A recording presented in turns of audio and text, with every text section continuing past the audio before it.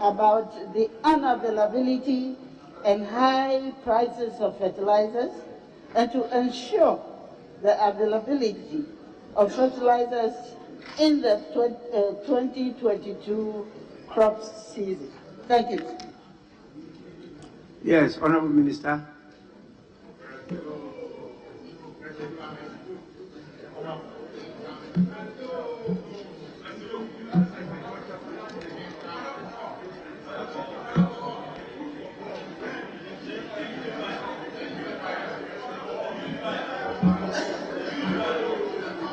Mr. Speaker, it is common knowledge that since the inception of Planting for Food and Jobs in 2017, farmers enrolled on the flagship program have received consistent, affordable, and adequate supply of subsidized fertilizer until the last year, 2021, when issues of shortages arose. Several reasons accounted for this shortage, Mr. Speaker, and these are the adverse impact of the COVID-19 pandemic on supply chains worldwide, including fertilizer, the resultant disruption of economic activities caused by the pandemic triggered sharp increases in prices of goods and services on the international market, including fertilizer, culminating in low import by companies participating in government subsidy programs last year. 2, the general increase in freight charges by shipping lines due to the slowdown economic activity in the wake of the pandemic. 3, delays in the payment of supplies made by participating fertilizer companies during the 2020 cropping season. This affected the revolving capital of such companies and the financial capacity to import fertilizers for the PFJ program. And lastly, Mr. Speaker, inability of companies to secure credit facilities to finance their businesses due to the effects of the slowdown of economic activities on the financial sector.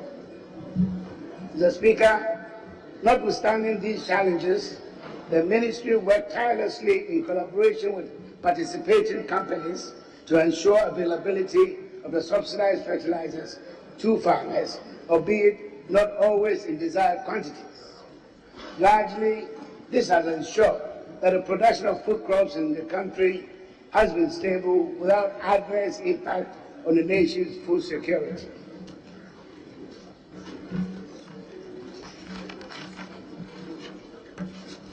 Mr. Speaker, the lessons learned on the effects of COVID-19 pandemic on economic activities call for pragmatic and innovative solutions to sustain the gains of the PhD campaign.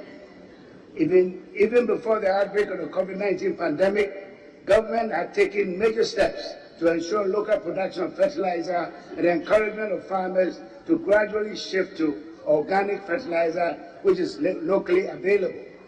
Frantic efforts are also being made to attract a multi-billion-dollar investment in a fertilizer manufacturing plant, which will rely on the surplus gas produced through offshore oil explorations for production. The government is also collaborating with OCP group of companies, a Moroccan conglomerate, to map soils in Ghana according to their nutrient and chemical composition.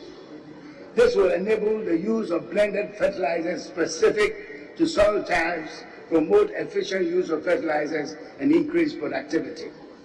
Mr. Speaker, to eliminate any possible abuse of subsidized fertilizers facility, a farmer database has been developed with biometric information, a feature for tracking fertilizer bags, and a subsidy redemption solution with inbuilt security features such as deduplication, token verification, and biometric authentication before fertilizer subsidies are disbursed to farmers. To date, 1.2 million farmers have been registered in all regions within the northern belt of the country.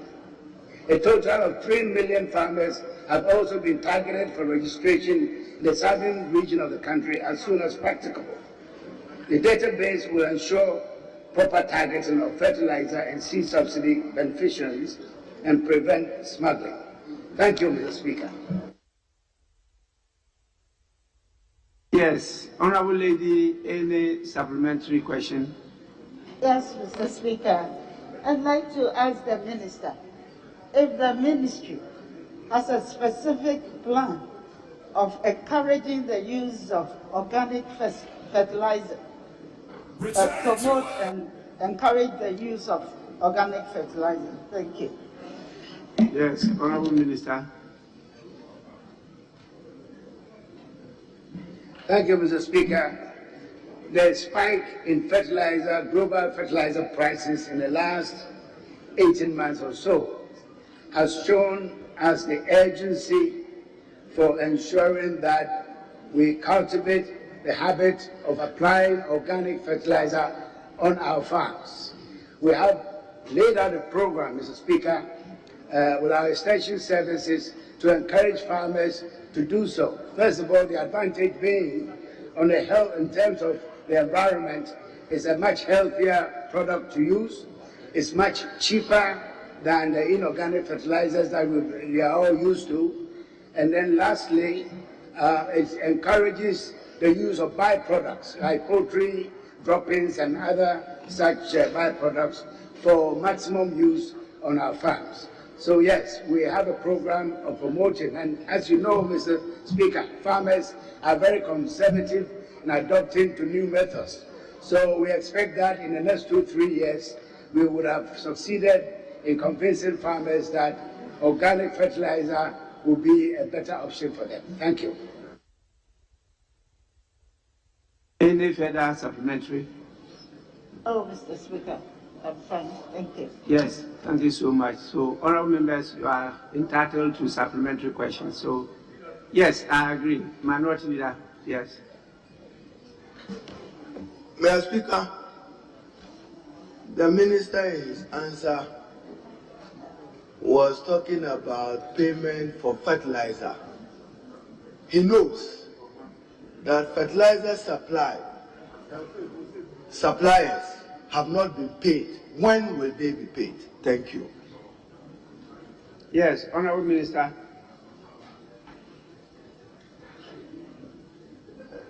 Mr. Speaker, I think the minority leader is talking history because that issue about non-payment of fertilizer which caused the shortage is resolved. So what we have at the moment is what is in the 2022 budget for this coming season. The amounts which are outstanding are supposed to be for 2021. And as we speak, companies are still submitting their invoices for us to go to the field to verify before we send them to the Ministry of Finance for payment. So that is the normal practice. But the outstandings which brought about the shortage were paid. Thank you.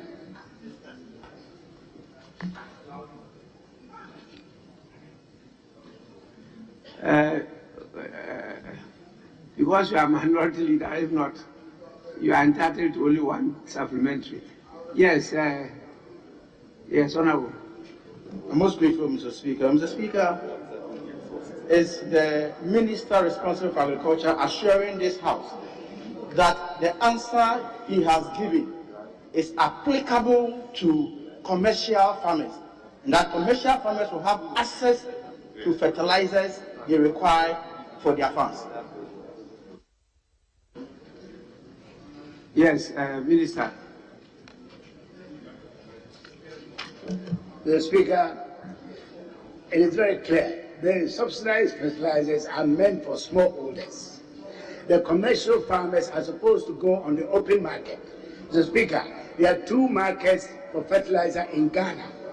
One is the subsidized fertilizer market, and then the open market for fertilizers. People bring in as many tons of fertilizer as they wish, but we are talking about those that the taxpayer is made to subsidize, and that is a market for smallholders. It's not meant for commercial farmers. Thank you.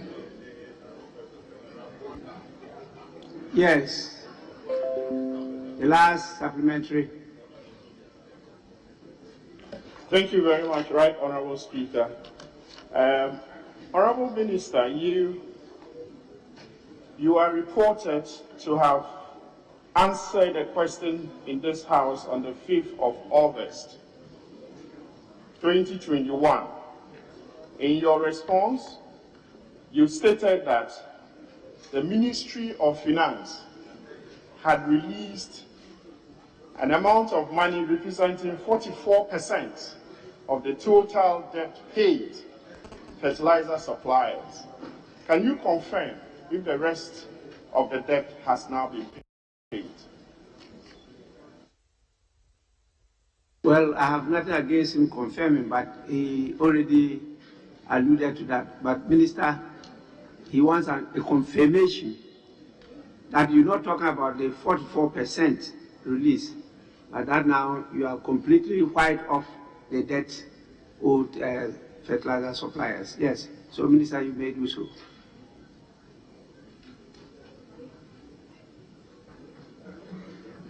Mr. Speaker, this is in respect of the outstanding debt of 2020.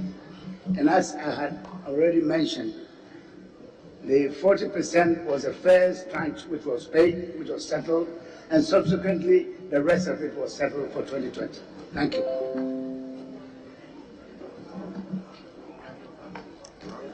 Hey, ranking member, you were caught by the bell, but being the ranking member, I'll give you the last bite. Mr. Speaker, the question being answered by the minister relates to availability and affordability of fertilizer. Mr. Speaker, we know one thing that seriously affects availability of fertilizers to farmers is smuggling of fertilizer. The officers in charge of the planting for food and jobs during the budget hearing reported to the Committee on Food and Agriculture that during their monitoring, Mr. Speaker, they saw donkeys cutting fertilizers with embossment, planting for food and jobs to Burkina Faso. Mr. Speaker, I want to know from the minister, as part of the measures to ensure availability of fertilizers in our country, what has been done on that particular issue of donkeys being used to smuggle fertilizers meant for Ghanaian farmers? Yes, Minister. No, I think they didn't call because I'm almost always with them. Mr. Speaker, I'm glad that this House is a House of records. I will challenge the member to produce the evidence at the committee stage which said that there was this donkey business.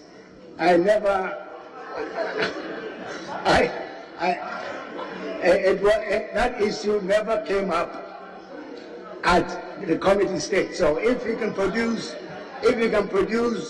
the record at which the official is quoted as talking about donkeys, then I'll be in a position to answer. Thank you, Mr. Speaker.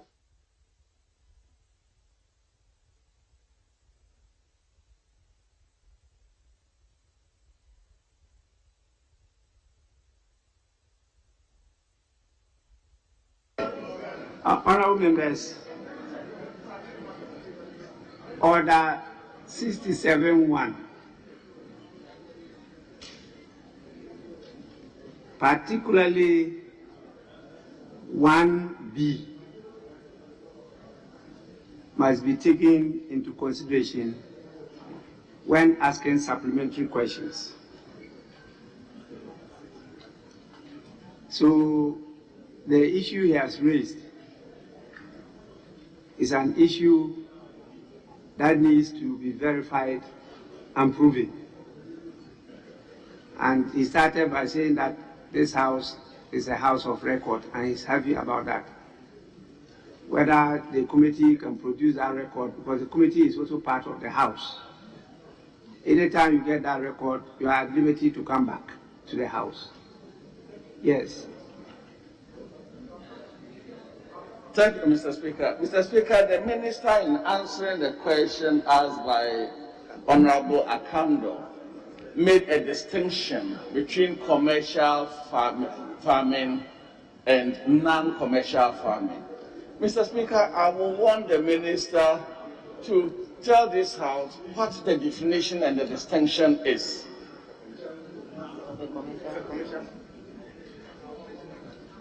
Of commercial farming.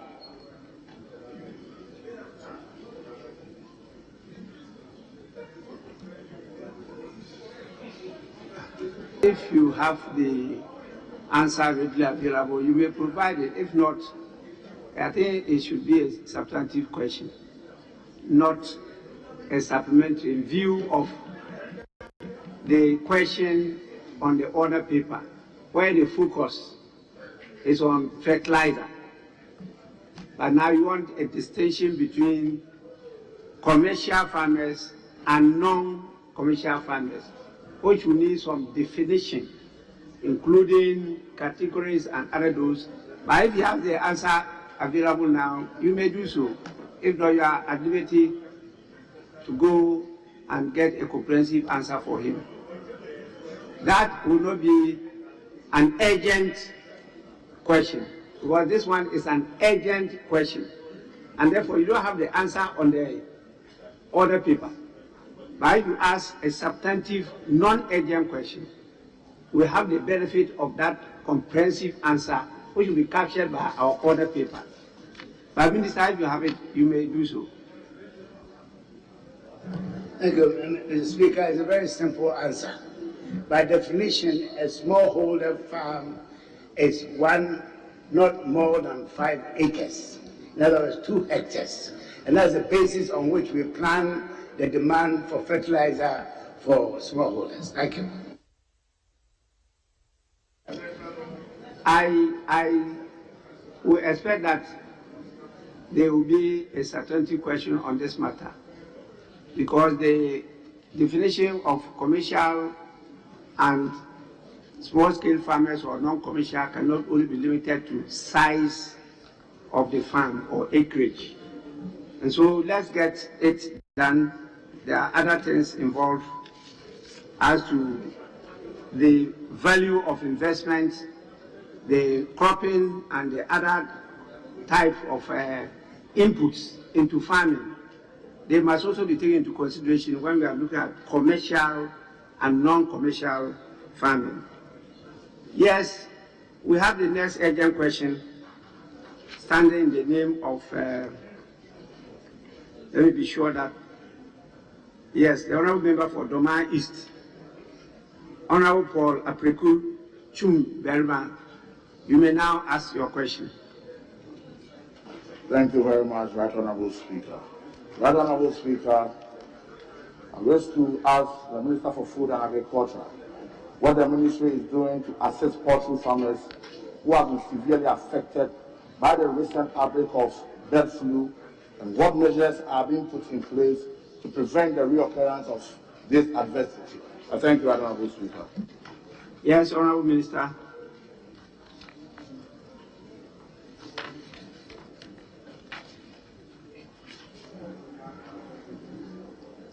Thank you, Mr. Speaker.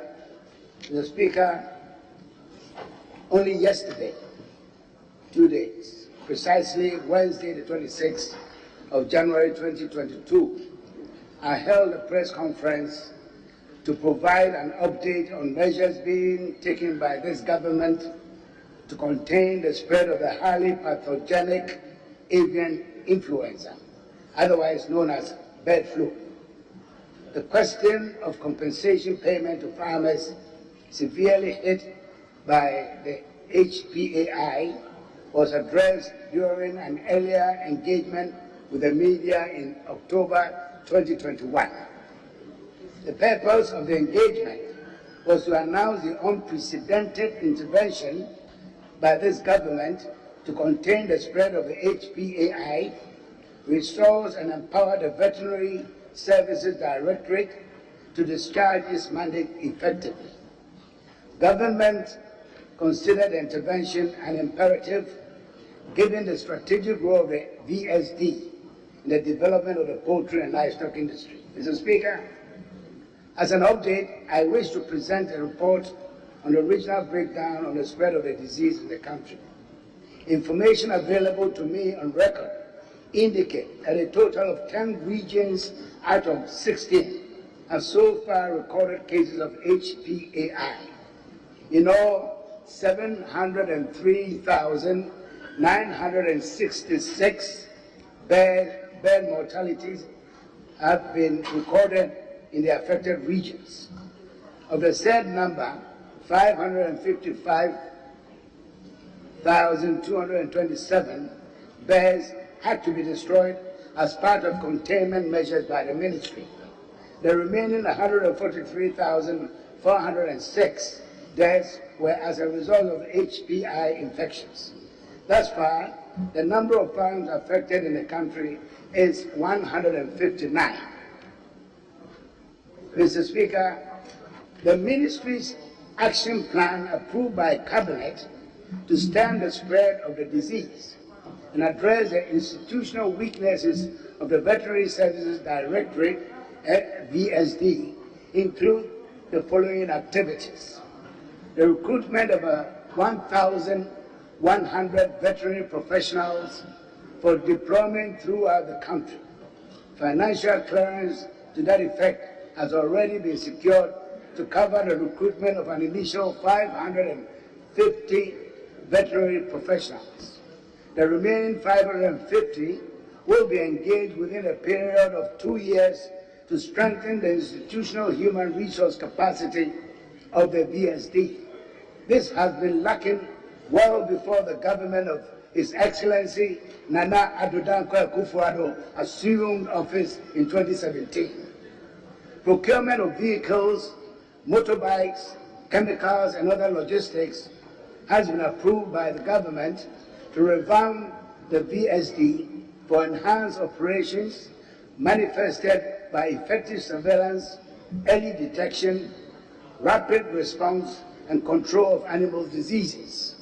Intensification of farm visits to ensure biosecurity, depopulation, and disinfection to eliminate any threats to public health.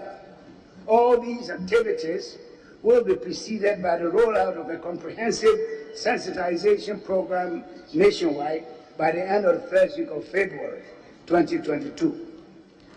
An implementation committee to coordinate the sensitization program and overseeing the general containment of the HPAI is set to be inaugurated tomorrow, Friday, the 27th January 2022.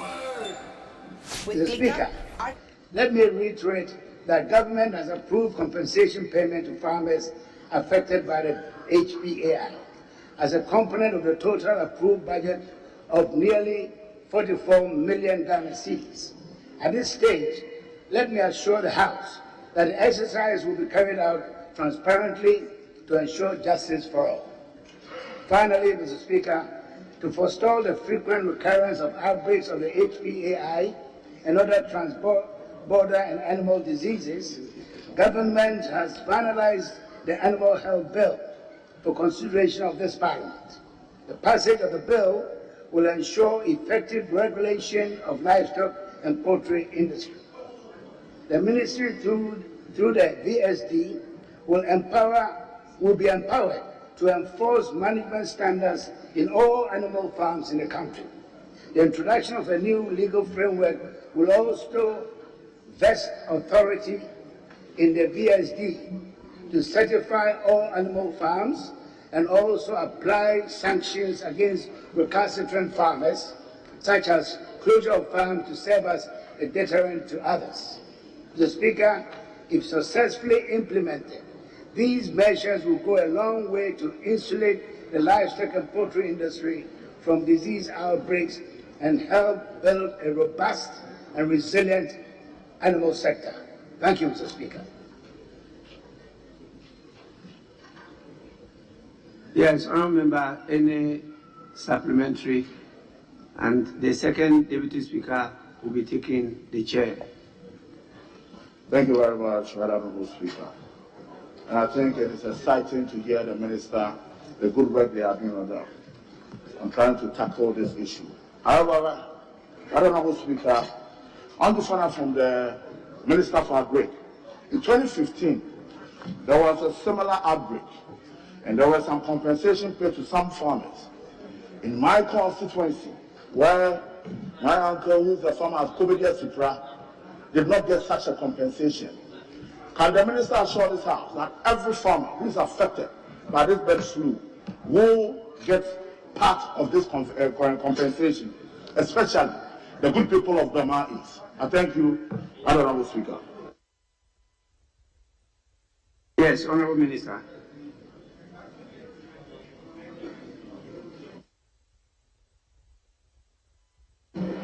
Thank you, Mr. Speaker. Mr. Speaker, the last time there was an outbreak of bird flu, I was a member of this august House, and in fact was the ranking member for Food and Agriculture and Cocoa Affairs Committee at the time. And I very well remember there were some compensations paid to some affected farmers and others were not paid. We received a few petitions at the time, and we had the records at the ministry. Those who were not paid with the 2015 outbreak, there was an outstanding amount of about 2 million Ghana cedis. And we intend to settle that amount with a budget that has been approved by Cabinet for this exercise. Thank you.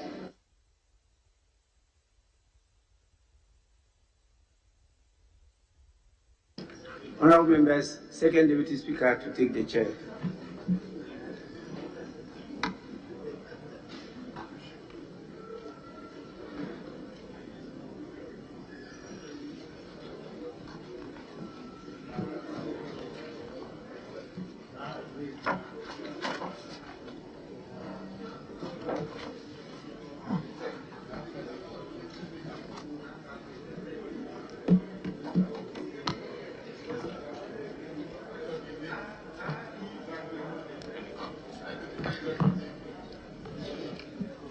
Yes.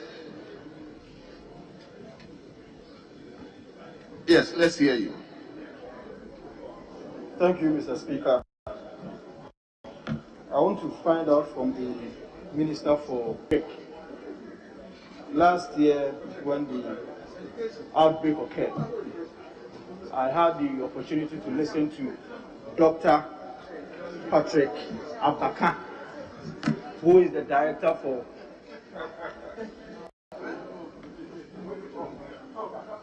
I had the opportunity to listen to Dr. Abaka, who is the Director for Veterinary Services, and he placed much emphasis on the cause as to how this outbreak has been occurring.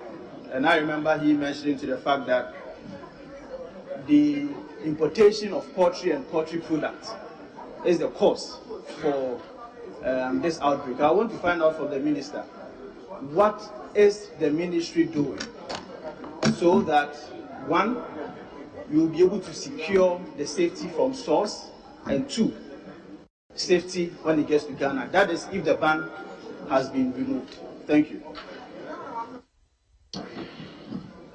Yes, Honourable Minister. Honourable Member for Tafo, may you repeat the question, please?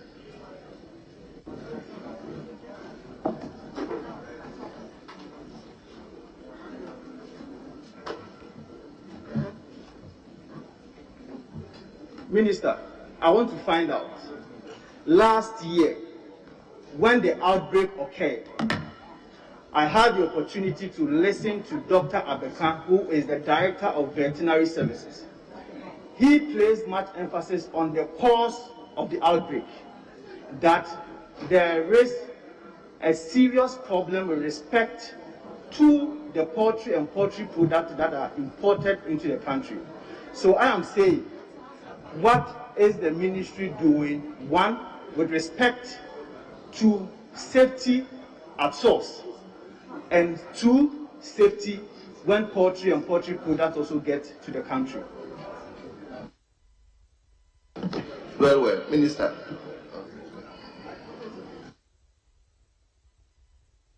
Thank you, Mr. Speaker. Mr. Speaker, I want to draw the attention of this House to the fact that this outbreak in Ghana is not only in Ghana, it's all over West Africa. It's in Togo, it's in Cote d'Ivoire, Senegal, Nigeria. And not only in West Africa, it's also in Europe. It's in Russia, it's in Holland, and so on. So to pinpoint, to say the source where it came from into Ghana is very difficult to say. So I wasn't at this event that the veterinary officer was speaking, but it would be difficult for me to make a comment on that, knowing that the outbreak is regional rather than specifically to Ghana from one source. Thank you. Well. Honourable members, the minister has answered the question, and therefore we will discharge the minister. Minister, we thank you for attending upon the House to answer questions. You are hereby discharged.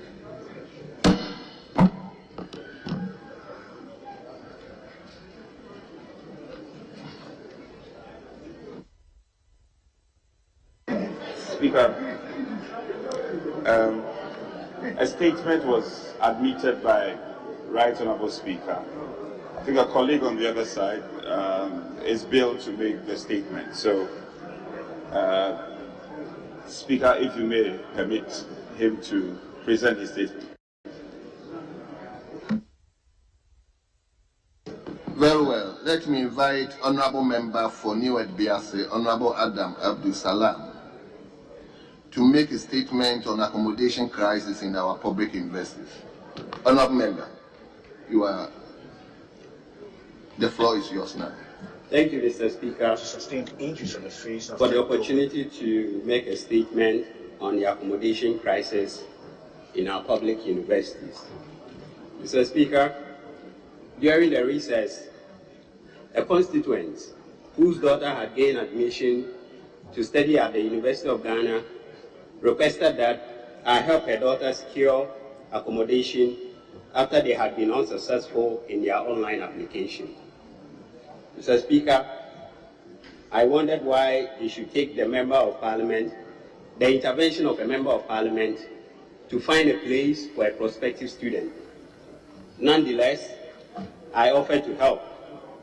Mr. Speaker, to my surprise, and a precursor to this statement is my experience on the morning of January 6, 2022.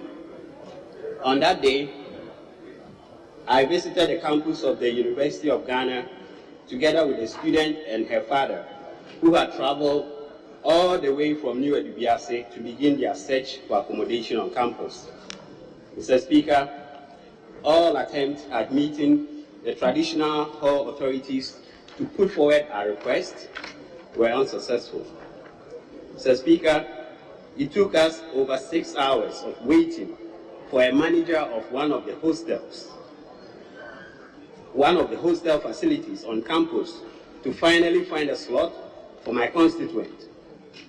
When I was leaving the manager's office at around 4:40 p.m., there was still a queue of desperate students and their parents waiting to have an audience with the managers of the hostel.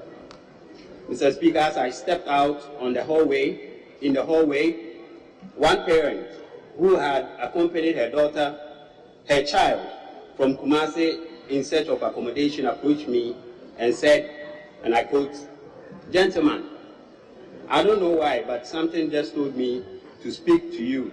Maybe you could help. I have been here since 6 a.m. in search of accommodation for my daughter.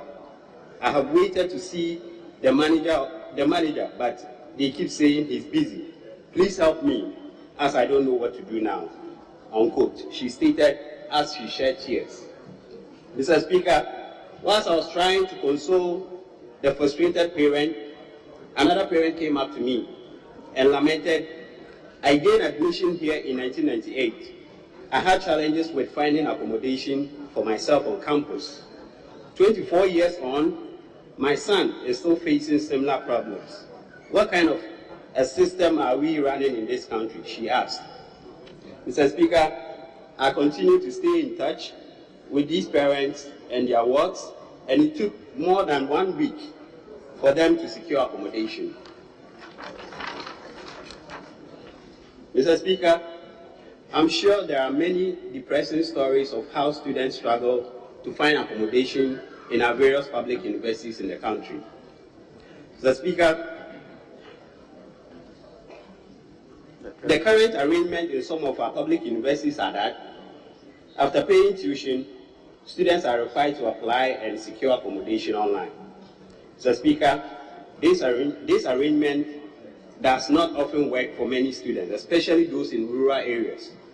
Mr. Speaker, to access the online portals, one needs fast and reliable internet, which is a challenge in many parts of the country.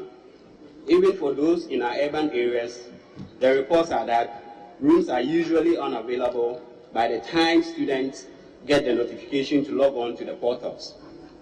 Mr. Speaker, the cost of accommodation on campus is too high for the average parent. Currently, apart from the traditional halls, the average residential fee ranges between a little below 2,500 cedis to 12,000 Ghana cedis for an academic year. This development makes it difficult for students from poor families to enroll. Mr. Speaker, as enrollment increases in our public universities, the only logical thing for the government to do is to provide adequate facilities to accommodate the growing student population. Mr. Speaker, the government must also enhance the build, operate, and transfer concept as it pertains in some public universities. This would serve as an incentive to encourage the private sector in helping to solve the accommodation crisis. Mr. Speaker, when accommodation facilities are expanded, the government, through university councils, must put measures to curtail the rise in illegal selling of bed spaces in our various public universities. Thank you, Mr. Speaker, for the opportunity. Honorable Minister, I'll come to you, but let's listen to other members first. Yes, Honorable Ranking Member for Education. Thank you, Mr. Speaker. Mr. Speaker, I want to thank the Honorable Member for Edubiase constituency for this informative statement. It is true that accommodation, especially residential accommodation for students, is becoming a very critical issue in our tertiary institutions, especially the traditional universities. We know very well that now we have 15 public universities and then about 10 technical universities in the country. What is happening is that year on or year by year, this crisis of accommodation faces us as students get into the first year. We know very well that some of the universities introduced a system of in, out, out, in. That is, for the first year, you will get accommodation in the traditional halls. Second and third year, you are out. Then in the final year, you come back into residence in the traditional halls. But it is becoming very, very difficult for some students, especially the first year students, to get accommodation in the traditional halls.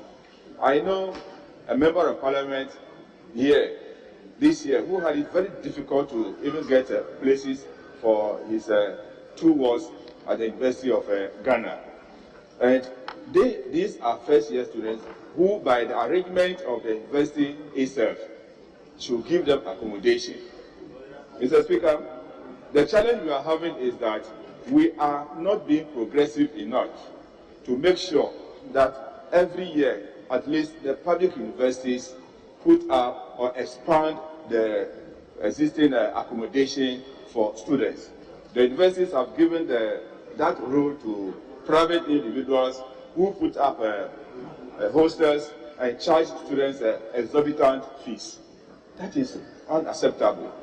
Mr. Speaker, what is also not helping us in this country is a number of abandoned residential accommodation facilities for students in our schools or universities. If government, through the GET Fund, should release money regularly to GTEC, that is the Ghana Tertiary Education Commission, I am sure these facilities would have been completed and made available for students, especially the first year students. So I am of the view, Mr. Speaker, that we urge the government, through the Ministry of Education, to make sure that funds are released to the GTEC regularly, so that they can also support the tertiary institutions to make sure that they complete these projects. You go to the public universities now and you see a lot of projects standing uncompleted. Residential accommodation, office accommodation, laboratories, everything has come to a standstill. So if government is not helping in this direction, we will still have these challenges facing us in the public universities or tertiary institutions. So, Mr. Speaker, I agree very well with the maker of the statement that there is a need for the Ministry of Education to engage management of public universities in the country and see how best, with the little resources that they get, they can, within a very short time, complete these facilities so that students, especially the first year students or level 100 students, don't face these challenges. Because if as a first year student, you have to pay fees of about 2,000, 3,000 for registration, and only to look about another 6,000 or 5,000 to pay for residential accommodation in a private hostel.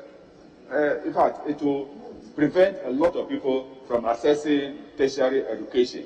So, Mr. Speaker, I will urge that government takes up this as a serious responsibility to make sure the funds are made available to the tertiary institutions to complete their projects so that our students who could not afford private hostels should be able to get universities that have accommodation in the tertiary institutions, especially the traditional halls, so that we can reduce the burden that faces them every academic year.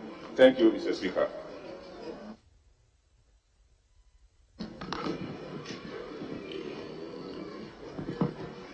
Yes, let me invite member for Southton. South, K2 South, yes. Thank you very much, Mr. Speaker.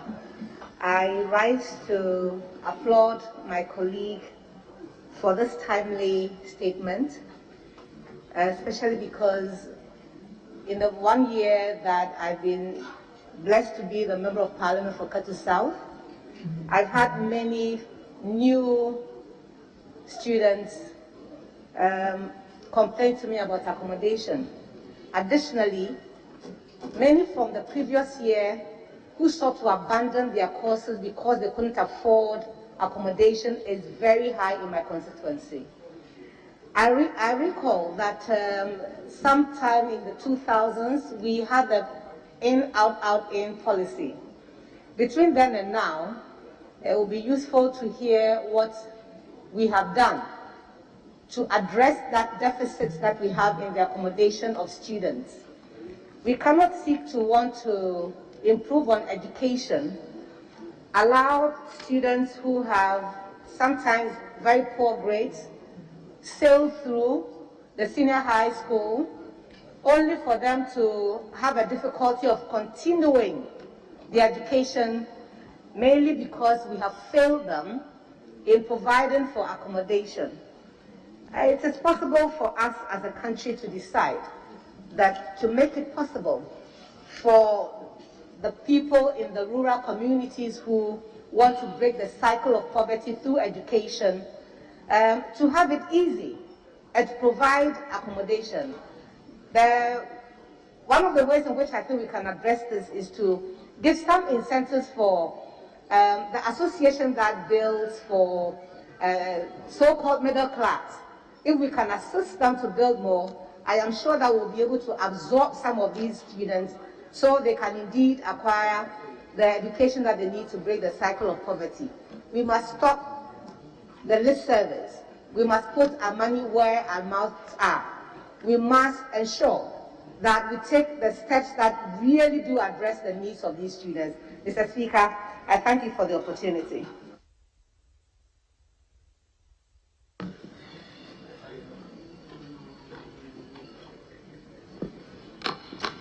Yes. Let him come to Honorable Member for Busa South. Thank you, Mr. Speaker. Mr. Speaker, I commend the maker of the statement very highly. Mr. Speaker, the challenges that our educational sector is facing today can best be described as unprecedented. Mr. Speaker, as we speak about the challenges that students who have enrolled in our public universities are facing with regards to inadequate and sometimes non-existent accommodation, we must put on record that academic work has come to a standstill as a result of legitimate industrial action being undertaken by the University Teachers Association of Ghana. Mr. Speaker, given that not long ago I was a member of UTA, and given my relationship with the academic community, one would have thought that I wouldn't have faced a challenge getting a son and a nephew accommodation on campus. Unfortunately, even I, of the academic community, I have not been able to get accommodation for constituents and even family members. Mr. Speaker, this is a testimony of the magnitude of the challenge. Mr. Speaker, as you are aware, we have 15 public universities.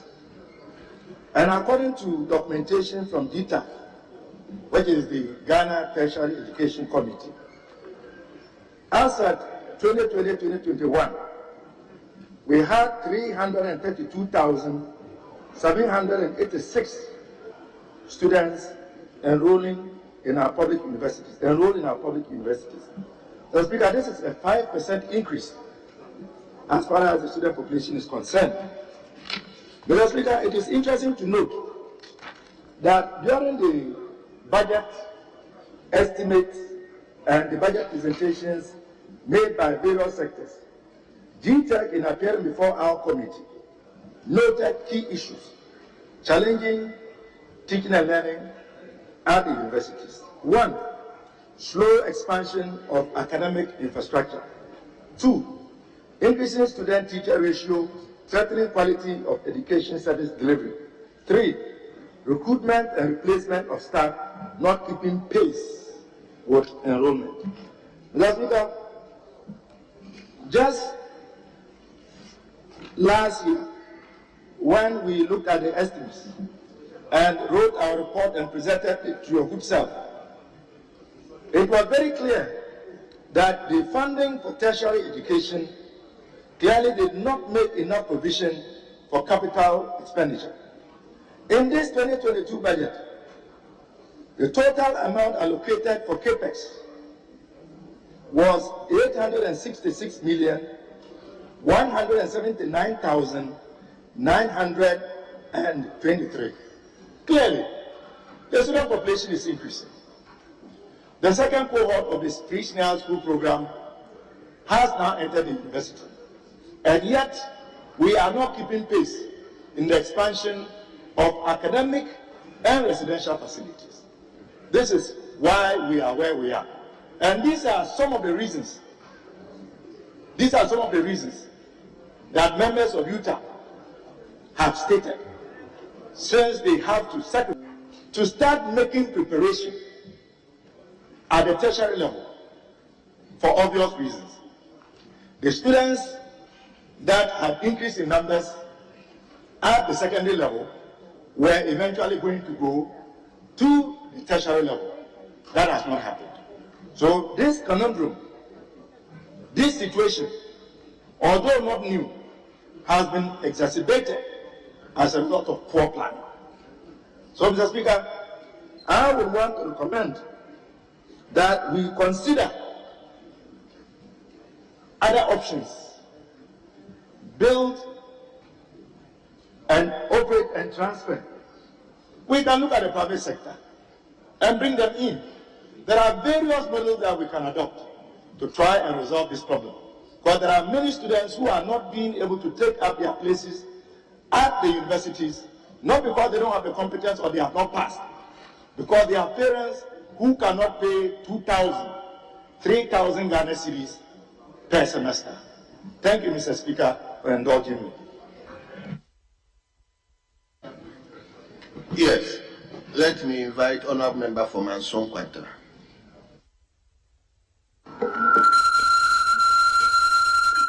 Thank you, Mr. Speaker, for giving the opportunity to express my view on this statement made by our colleague at the other side from FJC, here. Mr. Speaker, per government policy on free access program, it has encouraged more parents and students to go in for the tertiary education, upgrade themselves, and make them competent enough to seek jobs and offer better skills to Ghana's development. In the process, the universities are also challenged to offer admission to these students when they graduate from the SS programs, to the extent that most public universities are now engaging private admission, whereby they try to also improve their revenue from these intakes.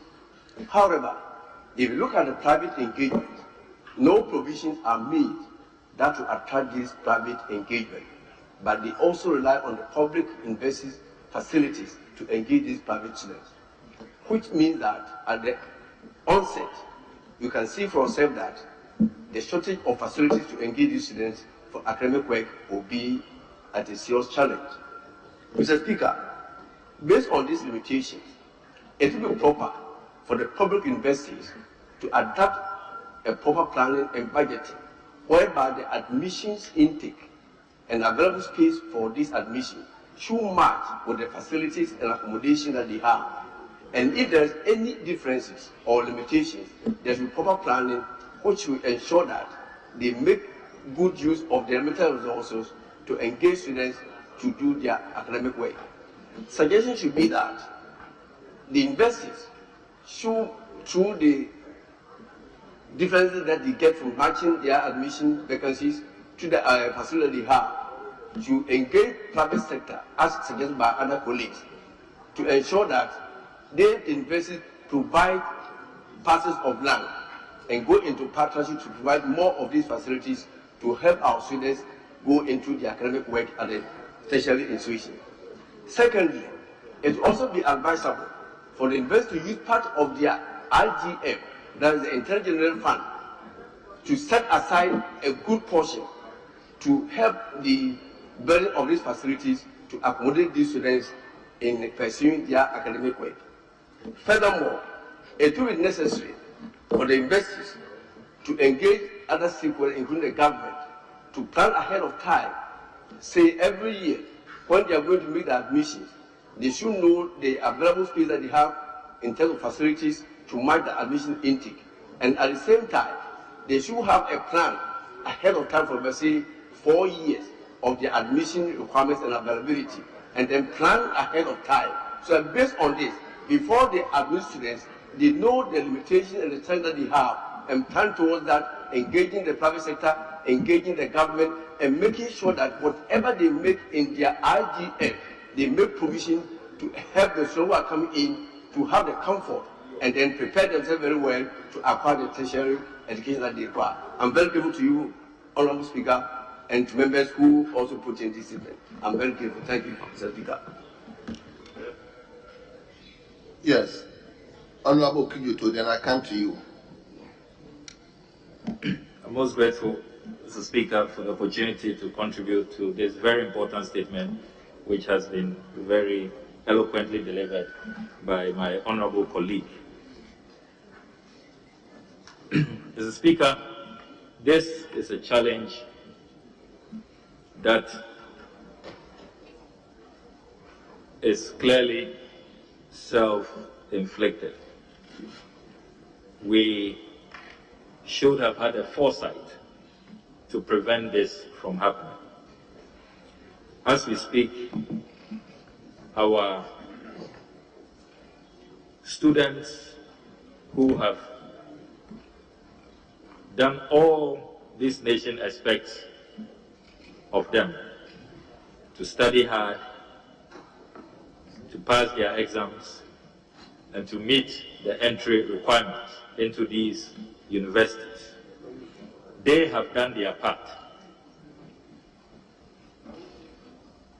The leadership of our country, the authorities, quite clearly, are letting them down.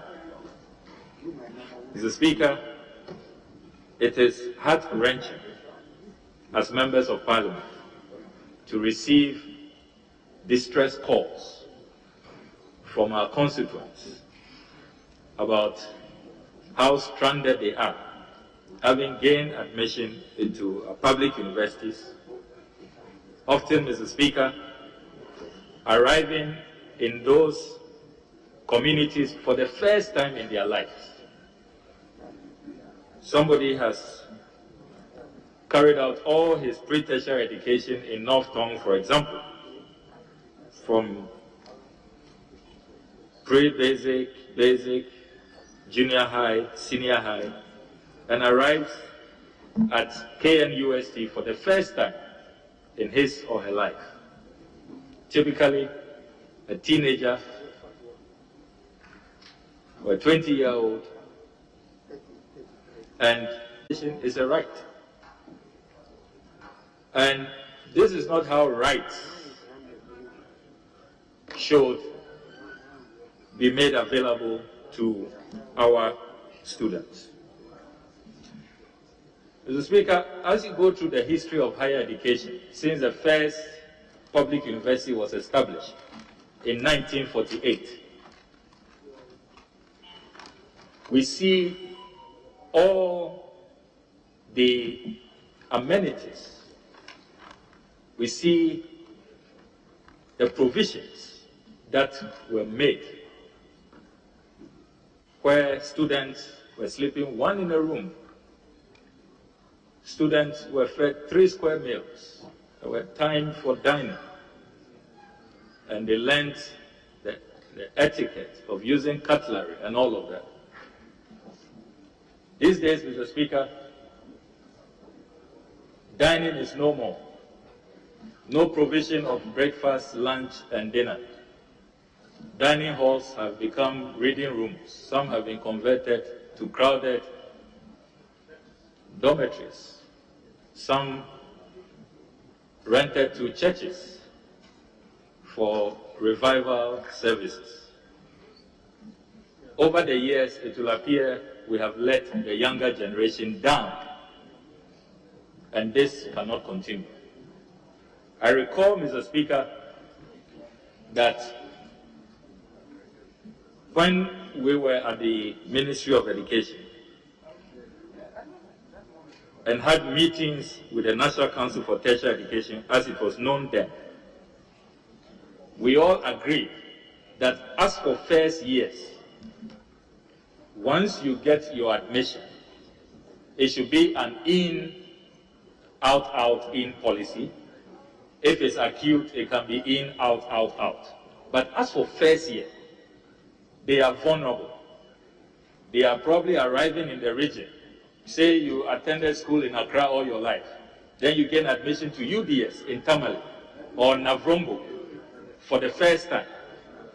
So as for your first year, we said the policy should be in, out, out, in.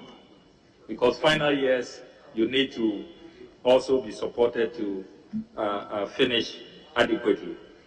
But worst case scenario, we agreed it should be in, out, out, out. How is it that now first years who are in such a vulnerable category are left on their own? And Mr. Speaker, I've been looking at the data. Our higher education gross enrollment is still described by UNESCO as elitist. We have not attained 30% yet. So if we are grappling with these challenges, with this seeming crisis, with accommodation, when we are still in the elitist category, then you can imagine what will happen if we get to the 30% that UNESCO is calling on countries to work towards, so far as the higher education gross enrollment ratio is concerned. Mr. Speaker, I have also been looking at recent expenditure trends in education. UNESCO has said that to assess the seriousness of governments should spend a minimum of 4 to 6% on education as share of GDP. Mr. Speaker, the sad reality is that Ghana's GDP on education as share of education expenditure, Mr. Speaker, has been on the decline. In 2021, Mr. Speaker, by UNESCO data, we did 3.0%, way below the minimum 4 to 6%. 2020, we did 3.3%. 2019, we did 3.5%. Indeed, it's only in 2018 that we met this target of 4.0%. 2017, it was 3.6%. Historically, Ghana has always been within the 4 to 6%. In 2011, we recorded the highest performance under Professor Mills, God bless his soul, of 8.1%. GDP share on education expenditure. So clearly, Mr. Speaker, I agree with the Honorable Dr. Park that we are where we are because of lack of investment in the sector. We are not releasing resources to the universities to run. These days, we only pay their salaries, the salaries of teaching and non-teaching staff, and then we leave them to fend for themselves. The GET fund remains capped and mortgaged. And I recall as student leaders, as NUC's president, we insisted that GET fund is just to supplement, it's not to be the mainstay. And we all acknowledge that government did not have adequate resources at the time and needed a booster. And that is why, per the Akosombo Accord, we proposed the Ghana Education Trust Fund. But sadly, the hope that we all had in the GET fund has whittled away. It's been capped, it's been capitulated, and it's been mortgaged. So we are not investing in higher education. And that is why we are where we are. I will appeal, as I conclude, Mr. Speaker, to my respected colleague, the Honorable Minister for Education, that it is not too late to send out the directive which we did when we were in power, that for first years, they should be taken care of. Let's return, at least for now, the short-term solution is that in, out, out, out, or in, out, out, in. As for in for first year, it should be compulsory. I think a directive should go out because we are seeing a lot of profiteering going on. Some people in management are taking advantage of the situation, and we cannot keep exploiting the younger generation. We had things better. We should make things even better for those who come after us.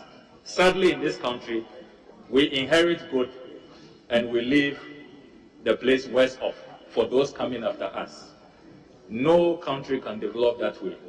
And the generation coming after us will load us if things continue in this manner, if this trend continues. Education is a right, higher education is a right, it's still elitist per UNESCO classification, and we should not be grappling with the challenges that confront us. So a directive should go, at least for first years, it should be in, they find their feet in the first year, and then they can make some arrangements. While at that, we should have an interim solution where government invests in the sector. Doing 3% of GDP on education cannot continue. It is below the international benchmark. It is below the international matrix, the gold standard. We must return to the era of serious investment in education, because that is the bedrock. Without quality education, without access, without quality, without equity, we cannot develop as a people, and we'll be wasting the talent that God has blessed us with. I thank you, Mr. Speaker, for this opportunity, and I commend the maker of the statement. Yes, honourable member for Trouble. Thank you, Mr. Speaker, for the opportunity to comment on the statement. Mr. Speaker, the situation is in, out, in. I have my brother's son who entered at KNUST. I have constituents who entered at various universities that we are supporting. And all of them, when they brought their admission, their accommodation from the first year is in. I say so for a fact. Mr. Speaker, the issue, the argument about being self-inflicted and the argument about SHS students having SHS students, you see, Mr. Speaker, when the other side is speaking, we keep quiet and listen. When they are speaking, we keep quiet and listen. So please, listen. Mr. Speaker, honourable members, please. Mr. Speaker, the argument of it being self-inflicted and the argument of SHS students having done their part, as if education being a stakeholder shared responsibility has ended. It hasn't. If you enter a tertiary institution, it doesn't mean that education being a shared responsibility of stakeholders has ended. Mr. Speaker, 20 years ago, the policy was to decouple admission from accommodation. 20 years ago. That was the policy. And as a result, private sector was supposed to play a major role as best practice as everywhere. Mr. Speaker, yes, the growth of the numbers indicates that going forward, we should be doing our best to ensure that we solve the problems. But please, let us avoid politicizing education and making statements as if people want to take advantage of scoring on due points. And that is what we should be doing in this house. That is what we should be doing in this house. I'm saying that 20 years ago, the policy was to decouple admission from accommodation so that accommodation will not be a challenge or to stop enrollment in increasing numbers. 20 years ago, Article 25(2) of our Constitution allows private participation in our education system. So the private sector is supposed to also to be encouraged to play a role. But as I'm saying that along the line that we do all this, we should manage so that the private sector will play a role and the students who also need support should be supported. The in-out policy was not today's policy. It was to face the challenge and address it. Mr. Speaker, that fund is doing its best. You know, the colleges of education, because they were upgraded to tertiary status, became incumbent on government to increase accommodation at the colleges of education. You go there today, you see story buildings being put up at the colleges of education for accommodation. Mr. Speaker, let me say it well and bluntly. Successive governments have done their best in managing our tertiary education and ensuring that the numbers at least are captured so that we go forward. It shouldn't be looked at. A statement should not be made self-inflicted. Today, government is not doing ABCD and bringing in such argument today. As I speak to you, I have given you examples. Honourable member, before you conclude, honourable member for Bongo. Thank you very much, Mr. Speaker. I can admire the passion with which my colleague is speaking, but he indicates that about 20 years ago there was government policy, or there was a policy to decouple accommodation from admission. Luckily enough, 20 years ago I was the National News President, and there was no policy like that. There's no document, there's no policy like that. So for him to state that there was a policy 20 years ago, luckily enough, I was then leading students of Ghana, and that's not true. Honourable member, we are not debating here. There is contribution. There is contribution to a statement made by. So, honourable member, please conclude. Mr. Speaker, I thought with all humility, you were going to tell him to have been out of order, because he's blatantly out of order. He could be a new student and wouldn't know the policy. He could. Maybe at his time, all he was doing was hooliganism and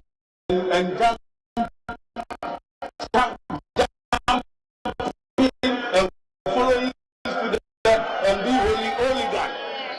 Maybe at his time, that is what he did as a leader. But Mr. Speaker, I am saying that was it. It's in, out, in issues. So when we have to, let me also say that we've managed as a government to make the free SHS. Why? Because though the Constitution says that even gradually tertiary education be made free, but once we hold parents at the SHS level, it is us to also let parents understand that once your ward is getting free SHS, please try and also save something small towards your child's tertiary education. Why are we doing student transfer? Why are we making sure GMPC have stopped sponsoring Dragster and making scholarship for science students? It is all to make sure that the needy get the opportunity going to school. But let me repeat it, that we should stop politicizing education and let's say it as it is. In, out, in is still being implemented. The policy to decouple admission from accommodation.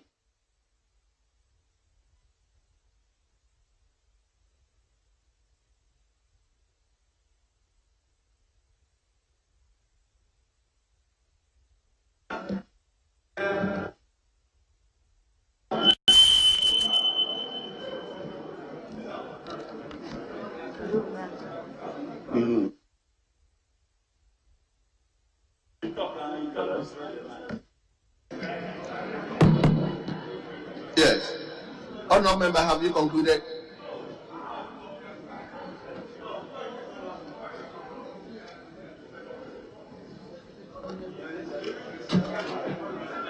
Well, then conclude for me to come to the. Thank you very much, Mr. Speaker.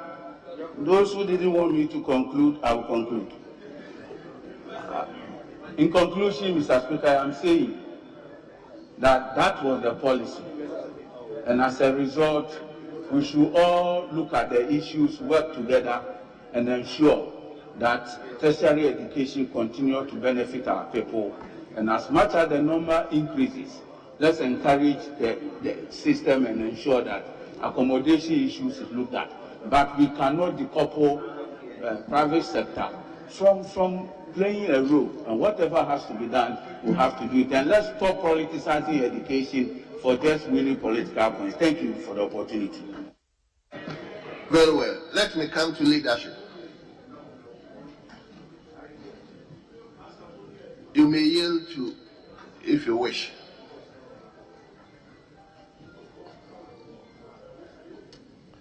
Okay, honorable member for Temari Central.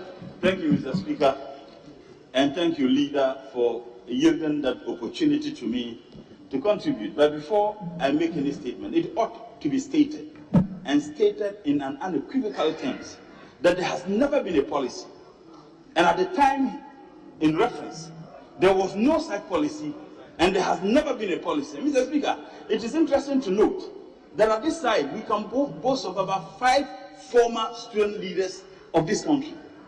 At that time, I was a leader of University Students Association of Ghana, and the following year I became the Secretary General of the All Africa Students Union. Honorable Okujeto has been a NUCS president. Honorable Edward Bauer, at the very time he was talking about, was the NUCS president. When we said there wasn't any policy, instead of him humbly withdrawing and apologizing to the generality of the people of this country, more so those students who are affected, some of whom are sleeping by people's homes because they do not have accommodation, he doubled down.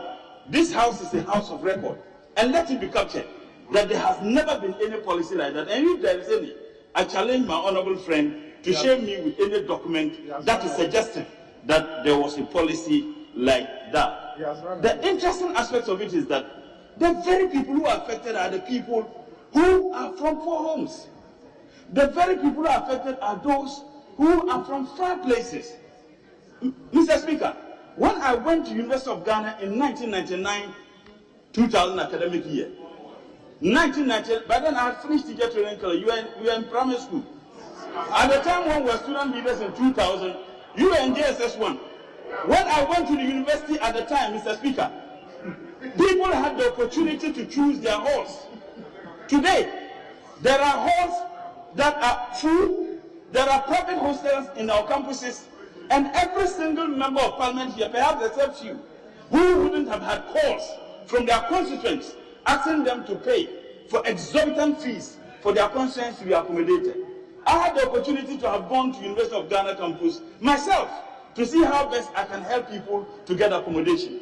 It is just unacceptable. It is absolutely unacceptable. Look, I think that I refer my friend to go to Article 25 of the 1992 Constitution, which was the argument we all made as student leaders, that education should be progressively free. It is the responsibility of every government to ensure that we do not make education only free at the senior high school. I think that what is also critical is that it should be made accessible at the university.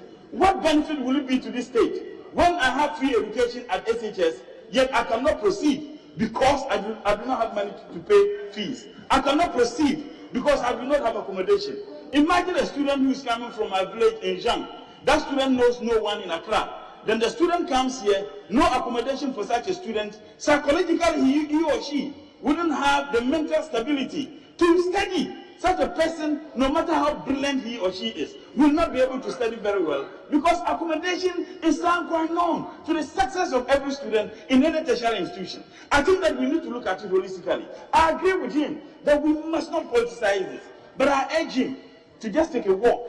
As a matter of fact, the distance between this place and University of Ghana campus, perhaps the city campus is not far. I challenge my friend tomorrow to just spend 1 hour, take a walk to the campuses and see the harrowing conditions under which our sisters, our brothers, our nieces and nephews are going through in these campuses. When lectures have begun, when others have the luxury to pay 3,000 Ghana cedis per semester to occupy a hostel on campus, others do not even have money to buy food. How could they be thinking of having money to pay for hostel accommodation? So it is a challenge that has confronted us for a very long time. And the earlier we stop this politicking with it, as my friend suggested to do, even with facts that are not available, and look at this issue as an issue that confronts us. No nation can ever be developed without first and foremost looking at the human resource base of that nation. And the pot with which we can have this enormous human resource base is the tertiary institutions. So I thank you, Mr. Speaker, for giving me the opportunity to contribute to this statement. Only to point out that I urge my honorable friend to do the most honorable by writing to the Hazard Department that he peddled falsehood on the floor of Parliament, which ought not be captured, because this is a house of record. Thank you, Mr. Speaker. Yes, and we come to majority leadership. Yes, then, Honorable Minister, you may conclude, taking into consideration all what you've heard. Right, Honorable Speaker, thank you for the opportunity. I also want to commend my colleague, Honorable Abdulsalam Adams, for making this statement here. Mr. Speaker, I've heard the issues that have been brought up in terms of policy, in terms of practice, and what takes place in terms of student accommodation. I'm glad my honorable colleague was able to get accommodation for his constituents, and I'm grateful to KNUST for the assistance that they provided to him whilst he was there on the campus. You see, there are times when you may have an issue of limited supply, or you may also have a management problem on your hands. If I listen to the comments of my colleagues, I can see there is something in between the two. That students are manually going around looking for facilities.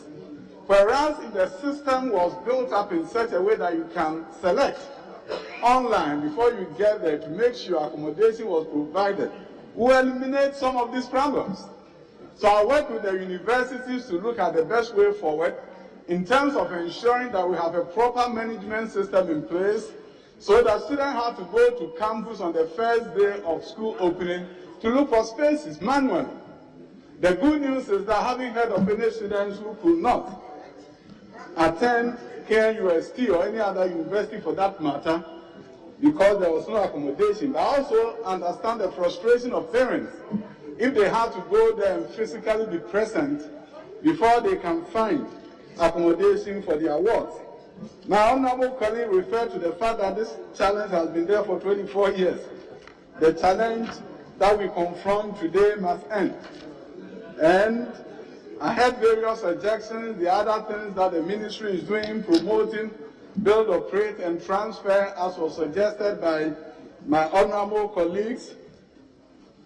We've looked at the tertiary education space. Some funding has been made available, for example, for colleges of education of about 400 million allocated to them to build hostels. Now we are moving on to the public universities to have complete some buildings that have been there, structure that has been there for years, sometimes about 20 years.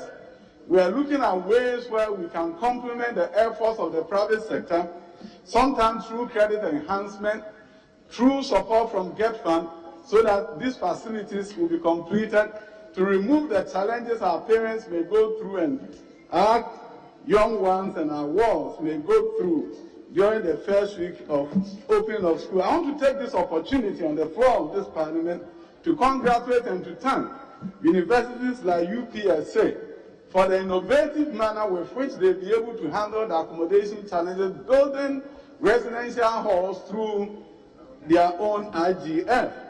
I also want to commend e-levy for the work they've done there, the various residential facilities they've built through their IGF so that they can accommodate our students who attend those institutions. I think together, when we bring together the university and bring together the private sector, we'll be able to find a solution that has eluded us for many, many years. And once and for all, when students are reporting to the first day in their various campuses, whether there's a policy or no policy, whether there's a practice or no practice for in, out, out, out, they will get opportunities to select their residential halls and be able to go in with their luggages and settle down to begin their academic work. Mr. Speaker, thank you for a wonderful opportunity. I end by thanking all my colleagues for the great suggestions they proffered, and I've taken notes. We'll put it to work and come back here next time with solutions. And while we're waiting at the solutions, and there will be no acrimony between us. Thank you.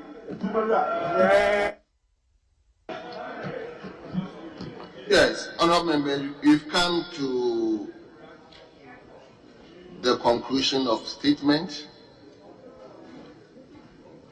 and we move to item number 7.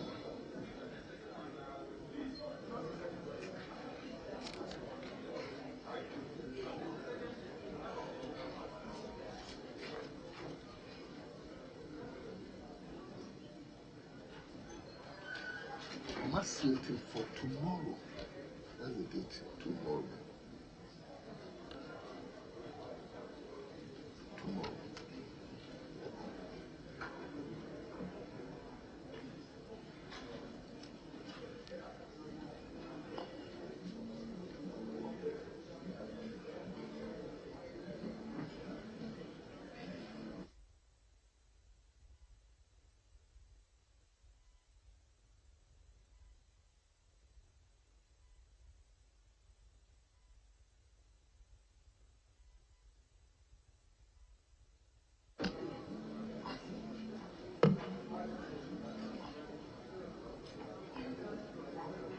Yes, leader, are you moving to item number 7?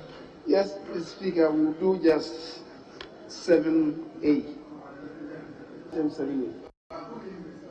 Very well. And if members will indulge me, I will just do for the minister responsible for transport. Yes.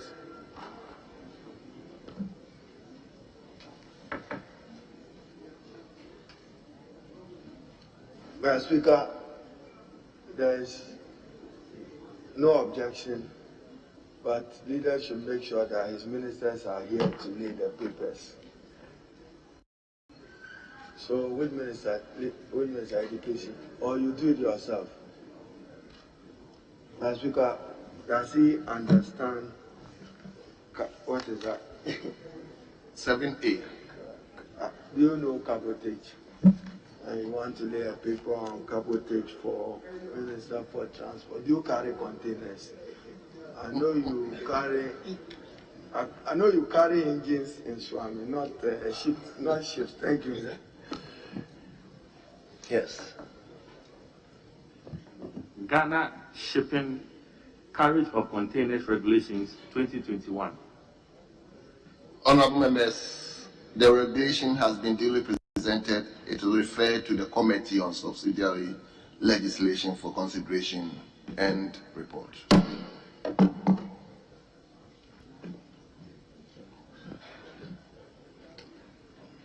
Yes, leadership.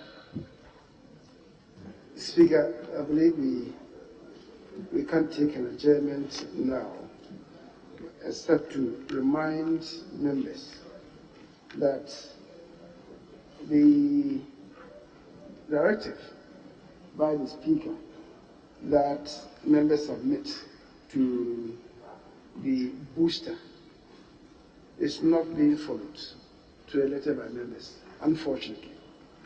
Because my information is that, as of yet, only 89 of us members have submitted. And that is not encouraging at all.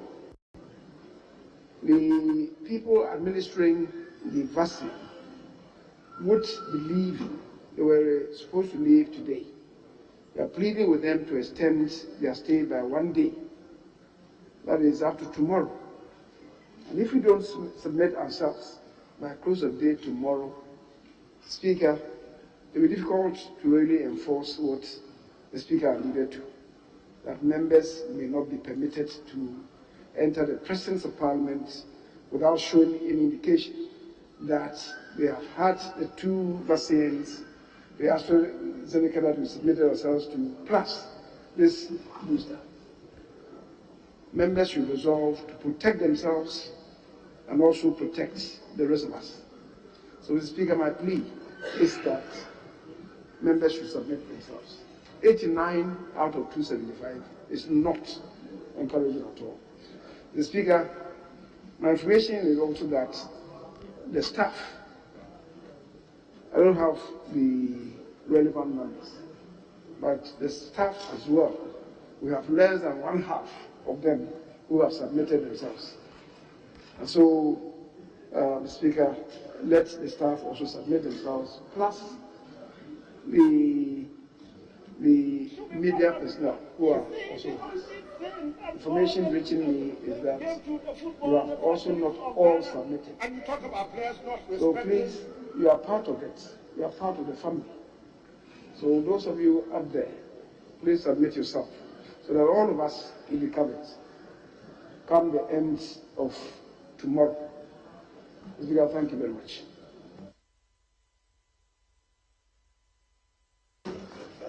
Mr. Speaker, to support the leader that members as much as possible should avail themselves.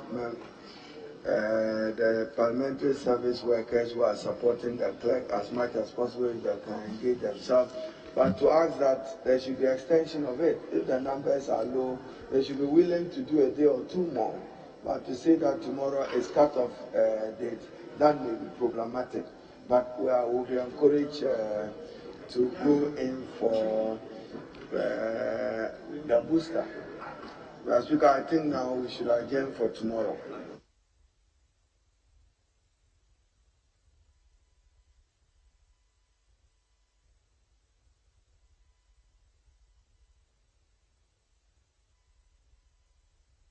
Mr. Speaker, I omitted to add the other officers in the House, which would include the security personnel.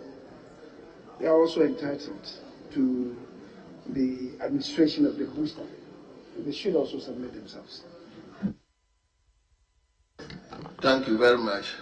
On that note, we'll bring the curtains down and adjourn the House to tomorrow, 10 o'clock in the forenoon. Honourable members, the House stands adjourned.